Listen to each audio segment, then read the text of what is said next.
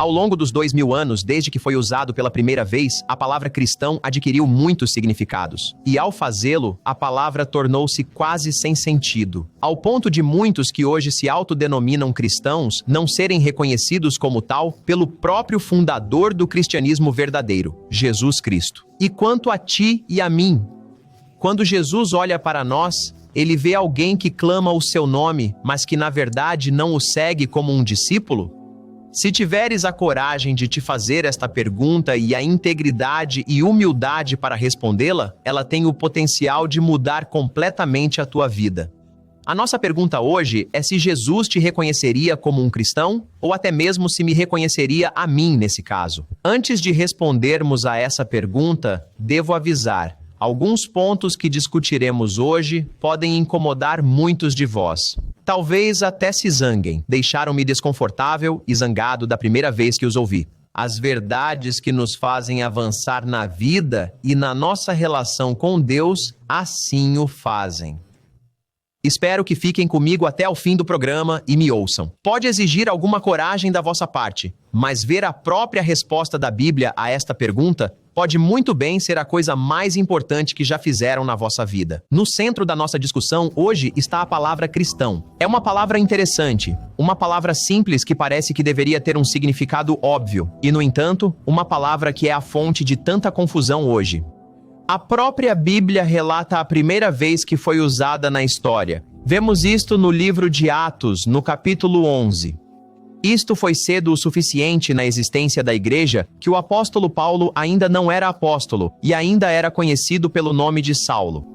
Então Barnabé partiu para Tarso para procurar Saulo e, quando o encontrou, levou-o para Antioquia. Assim, durante um ano inteiro, reuniram-se com a igreja e ensinaram a muitas pessoas. E os discípulos foram chamados cristãos pela primeira vez em Antioquia. Vemos que havia discípulos de Jesus Cristo em Antioquia e eram tantos que as pessoas os chamaram cristãos, identificando-os como seguidores de alguém chamado Cristo. Agora, alguns especularam que o nome cristão pode até ter sido originalmente uma ofensa. Mas quer tenha sido intencionado como insulto ou não, os primeiros seguidores de Jesus parecem tê-lo aceite. No capítulo 4 da primeira carta de Pedro, o apóstolo usa a palavra para encorajar os seus irmãos e irmãs na fé que estavam a ser perseguidos. No entanto, se alguém sofrer como cristão, não se envergonhe, mas glorifique a Deus neste assunto. Nas cartas do Novo Testamento, os discípulos chamam-se irmãos e irmãs, mas em contraste com o mundo, a palavra cristão ajudou a identificá-los como aqueles que creem, seguem e obedecem aos ensinamentos de Jesus Cristo. No entanto, isso foi há muito tempo, e as coisas mudaram muito desde então. Dos 2.000 milhões de pessoas na Terra que afirmam ser cristãs, há um número enlouquecedor de doutrinas diferentes, práticas diferentes, tradições diferentes, diferentes crenças sobre a criação, diferentes entendimentos da profecia, diferentes crenças sobre o pós-vida, diferentes crenças sobre a natureza de Deus e o propósito do homem, até mesmo diferentes entendimentos de quem e o que Jesus Cristo realmente foi. A lista continua. Francamente, como editor executivo da revista Tomorrow's World, vi que a palavra cristão é um desafio real. Significa tantas coisas diferentes que a palavra é uma fonte de confusão. Quando dizemos a palavra cristão, muitos dos nossos centenas de milhares de assinantes pensam coisas diferentes, tal como os nossos centenas de milhares de espectadores. Agora, vamos ao básico e formular a pergunta de hoje desta forma: se um verdadeiro cristão é um discípulo e seguidor de Jesus Cristo, então o que isso significa? Como podemos saber se Jesus nos reconheceria como seus discípulos? E se não o fizesse, como precisamos de mudar? Cobriremos 5 pontos-chave sobre ser um verdadeiro discípulo de Jesus Cristo, que a maioria não compreende. O primeiro ponto pode parecer o mais óbvio, mas não se deixem enganar.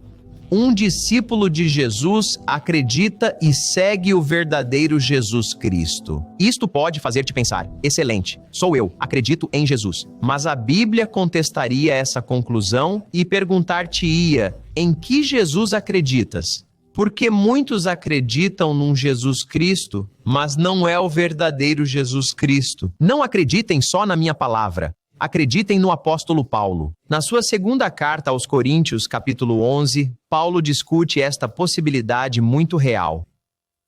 Mas temo que, de alguma forma, como a serpente enganou Eva com a sua astúcia, assim as vossas mentes possam ser corrompidas da simplicidade que há em Cristo. Pois se aquele que vem prega um Jesus diferente do que pregamos, ou se recebes um espírito diferente que não recebeste, ou um evangelho diferente que não bem podeis suportá-lo. Sim, outro Jesus. O próprio Jesus advertiu os seus discípulos que logo após a sua ressurreição, muitos viriam em seu nome, proclamando-o como Cristo. No entanto, seriam falsos mestres que enganariam muitos. E eles o fizeram. Mesmo no primeiro século, os escritores da Bíblia advertiam os seus leitores para lutarem ardentemente pela fé que uma vez por todas foi entregue aos santos. Enquanto o chamado cristianismo é a maior religião do planeta, Jesus diz que os seus verdadeiros discípulos formariam um pequeno rebanho na terra. Depois de alguém perguntar a Jesus se muitos ou poucos o seguiriam de verdade, ele responde com um aviso que todos devemos levar a sério. Esforçai-vos por entrar pela porta estreita, pois muitos, digo-vos, procurarão entrar e não poderão. Quando o dono da casa se levantar e fechar a porta, e vós começardes a ficar do lado de fora e a bater a porta, dizendo: Senhor, Senhor, abre-nos. E ele responderá e dir-lhe-á: Não vos conheço, nem sei de onde sois. Então direis: Comemos e bebemos convosco, e ensinastes nas nossas ruas. Mas ele dirá: Digo-vos que não vos conheço, nem sei de onde sois. Apartai-vos de mim, todos vós, que praticais a iniquidade. Jesus está a avisar-nos para não assumirmos que ele sabe quem nós somos. Muitos pensam que conhecem Jesus Cristo, mas o Jesus que eles estão a seguir é, nas palavras de Paulo, outro Jesus. Então, como sabemos que seguimos o Jesus real? Os próximos pontos dar-nos-ão clareza. Por exemplo, um discípulo de Jesus arrepende-se do pecado. Sabe, exatamente como sou, é um dos hinos cristãos mais populares da história. E, no entanto, é também uma mentira. Um dos primeiros passos que alguém dá para se tornar um discípulo de Jesus Cristo é arrepender-se dos seus pecados, afastar-se de desobedecer a Deus e começar a obedecê-lo. Novamente, não acreditem na minha palavra, acreditem em Jesus. Marcos, capítulo 1, registra o início do seu ministério terreno. Vejamo-lo lá por nós mesmos. Agora, depois de João ter sido preso, Jesus veio para a Galileia, pregando o evangelho do reino de Deus e dizendo: O tempo está cumprido e o reino de Deus está próximo. Arrependam-se e creiam no evangelho.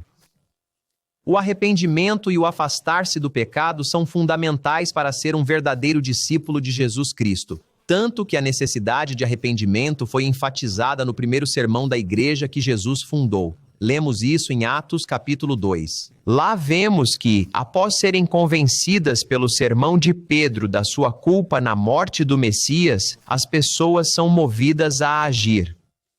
Ora, ouvindo eles isto, cotaram-se nos seus corações e disseram a Pedro e aos outros apóstolos: Homens e irmãos, que faremos? Então Pedro disse-lhes: Arrependam-se e cada um de vós seja batizado em nome de Jesus Cristo para a remissão dos pecados e recebereis o dom do Espírito Santo. Ora, já ouvi alguns pregadores cristãos dizerem que o arrependimento era apenas para os judeus e nunca um requisito para os gentios não judeus. Bem, digamos apenas que esses pregadores devem ter comprado uma Bíblia defeituosa, porque tais afirmações são disparates enganosos. Por exemplo, olhe para a declaração de Paulo ao rei Agripa em Atos, capítulo 26, versículos 19 e 20. Portanto, rei Agripa, não fui desobediente à visão celestial, mas declarei primeiro aos que estavam em Damasco e em Jerusalém e em toda a região da Judéia e depois aos gentios que se arrependessem, se voltassem para Deus e fizessem obras dignas de arrependimento. De facto, em Atenas, Paulo disse aos gregos reunidos que Deus agora ordena a todos os homens em todo o lugar que se arrependam. Longe de dizer que viemos a Cristo como diz o velho hino, exatamente como sou, ser um discípulo requer arrependimento dos nossos pecados, uma necessidade para qualquer um ser um verdadeiro seguidor de Cristo. Mas o que significa isso, arrepender-se do pecado? A maioria das pessoas não entende a definição mais básica de pecado, mesmo que esteja ali na Bíblia debaixo do nariz delas. Vejamo-lo em 1 João, capítulo 3, versículo 4. Na nova versão King James, lemos isto: quem comete pecado também comete anomia, e pecado é anomia. Agora, o significado é ainda mais claro na velha versão King James. Quem quer que cometa pecado também transgrida a lei, pois o pecado é a transgressão da lei. Isso nos leva ao próximo ponto sobre ser um verdadeiro discípulo de Jesus Cristo. Um verdadeiro discípulo guarda os mandamentos de Deus.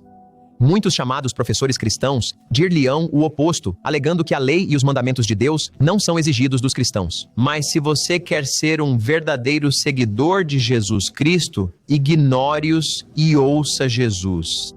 Em Mateus, capítulo 19, lemos sobre um jovem rico que veio a Jesus e perguntou o que ele precisava fazer para ter a vida eterna. A resposta de Jesus foi simples: se queres entrar na vida, guarda os mandamentos. O jovem perguntou-lhe quais e Jesus listou vários dos 10 mandamentos. Agora, muitos gostam de descartar o cumprimento de mandamentos e a obediência como se fosse algo estranho ao cristianismo, alegando que você só precisa acreditar e escolhendo versículos aqui ou ali para apoiar as suas ideias. Mas todos esses argumentos falham sempre quando toda a palavra de Deus é considerada em conjunto. Por exemplo, quão importante Jesus achava a obediência? Vamos lê-lo por nós mesmos em Mateus capítulo 7, versículos 21 a 23. Nem todo o que me diz, Senhor, Senhor, entrará no reino dos céus, mas aquele que faz a vontade de meu Pai que está nos céus.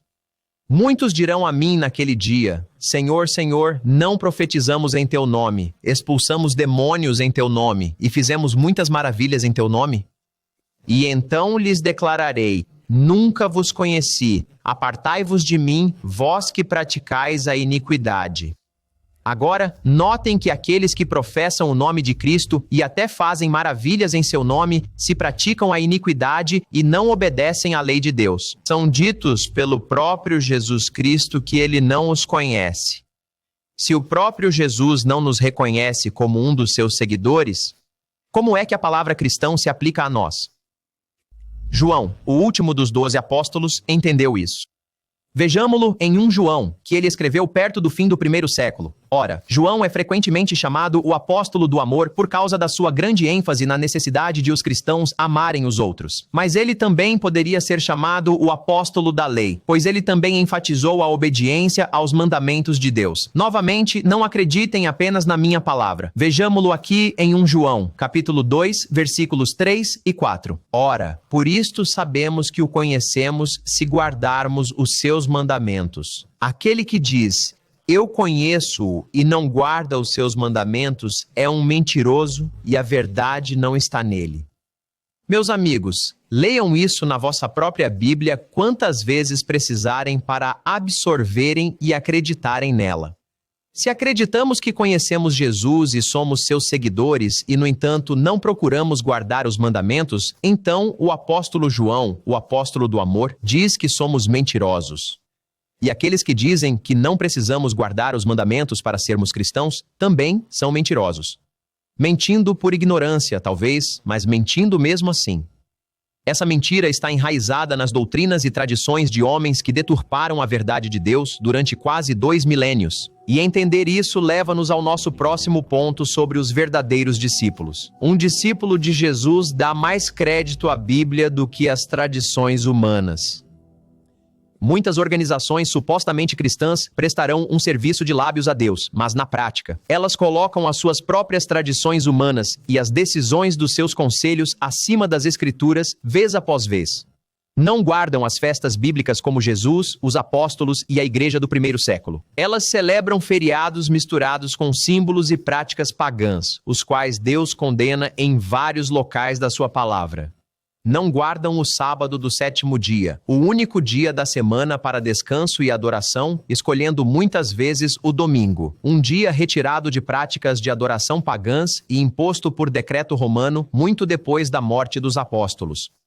Sim, existe uma autoridade real, organizada e ordenada por homens na Igreja Real que Jesus fundou, que persiste hoje. Muitas passagens deixam isto claro. O cristianismo não é uma religião solitária, onde cada um interpreta a Bíblia com base nas suas ideias. Mas Jesus alguma vez pensou que os humanos poderiam anular a Bíblia com as suas tradições? Vemos a sua resposta em Marcos capítulo 7.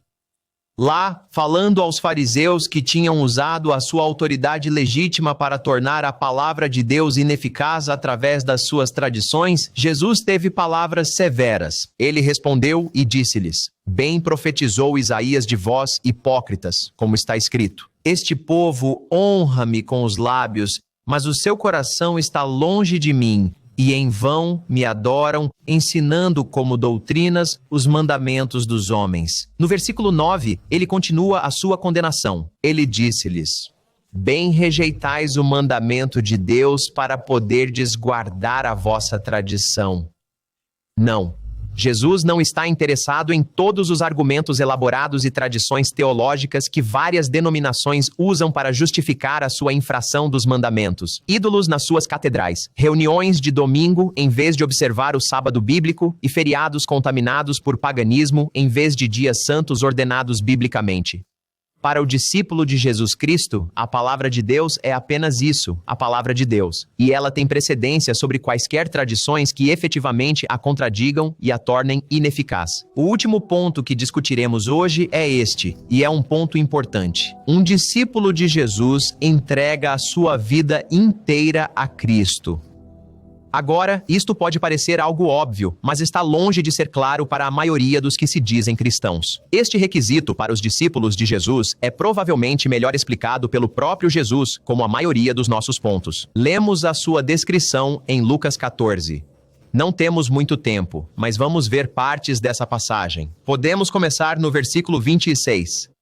Se alguém vem a mim e não odeia o seu pai e a sua mãe, a sua esposa e os seus filhos, os seus irmãos e as suas irmãs, sim, e a sua própria vida também, ele não pode ser meu discípulo. Não me interpretem mal, Jesus não está a dizer que devem odiar a vossa família. Se assim fosse, ele estaria a contradizer-se, pois também diz para nos amarmos uns aos outros e para guardarmos o mandamento de honrar o pai e a mãe. Pelo contrário, ele está a falar de amar a ele mais do que a eles. Ele deve vir em primeiro lugar nas vidas dos seus discípulos, antes dos seus próprios pais, irmãos, cônjuges ou filhos. Sim, até antes das suas próprias vidas. Notem as suas palavras. Ele não diz apenas que esta prioridade é uma boa ideia. Ele diz literalmente que aqueles que não o colocarem em primeiro lugar, acima de tudo, não podem ser seus discípulos. Isso significa que se seguir Jesus, se arrepender dos pecados e começar a obedecer aos mandamentos de Deus e a viver de acordo com a Bíblia significa ir contra os desejos dos nossos amigos, colegas e família. Então é isso que fazemos. Mesmo que isso nos custe a vida, Jesus espera que façamos exatamente isso, que entreguemos as nossas vidas. Como ele diz perto do fim desta passagem, assim também quem de vós não renunciar a tudo o que tem, não pode ser meu discípulo. São palavras poderosas a não serem tomadas de ânimo leve. Tudo o que temos significa literalmente tudo o que temos. As nossas ligações de trabalho e negócios, as nossas preferências pessoais e políticas, os nossos hobbies e passatempos, tudo o que temos deve ser colocado aos pés de Cristo e visto como ferramentas para os seus propósitos. Sacrifícios que estamos dispostos a fazer pelo bem do seu reino e a sua justiça. A boa notícia é que, em muitos aspectos, a recompensa por fazê-lo é muitas vezes imediata. Por exemplo, é notável o quão melhor e mais feliz um casamento pode ser quando tanto o marido como a mulher colocam Jesus Cristo verdadeiramente em primeiro lugar nas suas vidas, mesmo um sobre o outro. No entanto, eu estaria a mentir se não dissesse que um compromisso com Cristo nunca implica o sacrifício destas coisas. Estar disposto a ir mais longe do que rótulos confortáveis, mas confusos como cristão, e esforçar-se pela realidade e compromisso de verdadeira. Discipulado sob Jesus Cristo torna disponíveis recompensas muito mais profundas do que qualquer coisa que alguma vez teríamos de desistir nesta vida. Uma relação real e viva com o nosso Criador e o nosso Salvador, o perdão dos pecados e o dom do Espírito de Deus habitando em nós. O poder do propósito divino enquanto procuramos a membresia na família de Deus e a esperança de glória, amor sem fim. E alegria com o nosso Pai, o Filho de Deus, e os nossos companheiros discípulos à medida que entramos na eternidade, no regresso de Jesus Cristo. Obrigado por assistir. Se achou este vídeo útil, veja mais conteúdo ou clique em subscrever para se manter atualizado. E se quiser o guia de estudo gratuito sobre este tópico, clique no link na descrição. Vemo-nos na próxima vez.